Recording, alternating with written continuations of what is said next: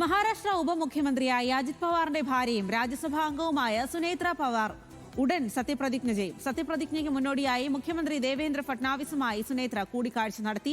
NCP മുതിർന്ന നേതാക്കളുടെ യോഗത്തിൽ സുനേത്രയെ ഉപമുഖ്യമന്ത്രിയെ അംഗീകരിച്ചതോടെയാണ് സത്യപ്രതിജ്ഞയിലേക്ക് നീങ്ങിയത്. സുനേത്രയെ നിയമസഭാ കക്ഷി നേതാവായും യോഗം അംഗീകരിച്ചു. CP അഖിലയാണ് കൂടുതൽ വിവരങ്ങളുമായി ചേരുന്നത്. അഖില, എന്തായാലും സുനേത്ര അധികാരത്തിലേക്ക് എത്തുകയാണ്. എപ്പോഴാണ് സത്യപ്രതിജ്ഞ നടത്താനുള്ള തീരുമാനമുണ്ടായിരിക്കുന്നത്? എന്താണ് അവിടെ നിന്നും വരുന്ന വിവരങ്ങൾ?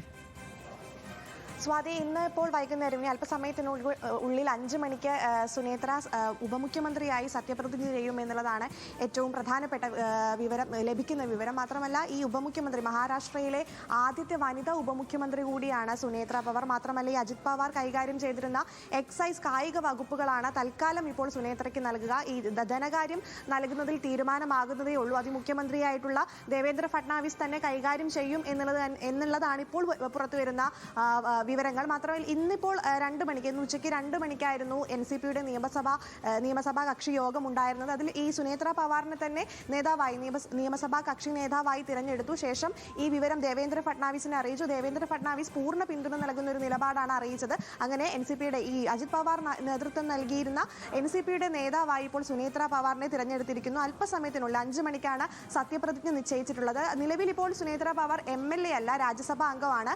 അപ്പോൾ ഇനി വരും 6 മാസത്തിനുള്ളിൽ അവിടെ ഉപതെരഞ്ഞെടുപ്പ് വരും. ബരാമതിയിൽ ഉപതെരഞ്ഞെടുപ്പ് നടത്തും.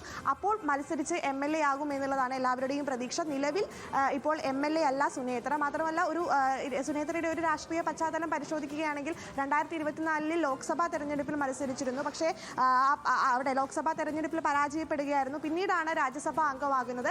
എന്തായാലും വലിയ നിർണായകമായ നീക്കങ്ങൾ അജിത് പവാറിന്റെ കഴിഞ്ഞ ബുധനാഴ്ചയാണ് അജിത് പവാർ വിമാനാപകടത്തിൽ മരിക്കുന്നത്. അപ്പോൾ വളരെ പെട്ടെന്ന് തന്നെ 2 ദിവസത്തിനുള്ളിൽ തന്നെ സുപ്രധാനപ്പെട്ട നീക്കങ്ങളെല്ലാം NCPയുടെ ഭാഗത്തു നിന്നുണ്ടാകുന്നു എന്നുള്ളത് തന്നെയാണ് നമ്മൾ പരിശോധിക്കുമ്പോൾ മനസ്സിലാകുന്നത്. മാത്രമല്ല, ശരത് പവാർ നേതൃത്വം നൽകുന്ന NCPയുമായി ഒരു ലയനം പദ്ധതിയിടുന്ന കാരണം ഫെബ്രുവരി 12-ന് നിർണായകമായൊരു യോഗം ഇവിടെ നടക്കുന്നുണ്ട്. അപ്പോൾ അത്തരത്തിൽ വലിയൊരു ഇനി ഇതുമായി ബന്ധപ്പെട്ടിട്ടുള്ള ശരത് പവാറുമായി കൂടിയാലോചനകൾ നടത്തുമെന്ന് തന്നെയാണ് കരുതുന്നത്. സ്വാതി.